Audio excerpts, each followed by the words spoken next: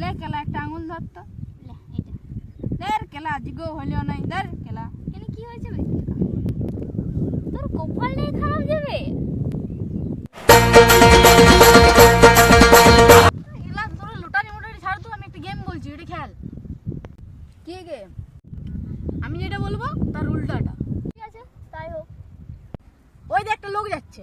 হ্যাঁ তো ওদিকে একটা লোক আসছে সত্যি বে লোক আসছে ওইদিকে একটা হ্যাঁ বে আমি মিথ্যা বলছি বোকা চোদা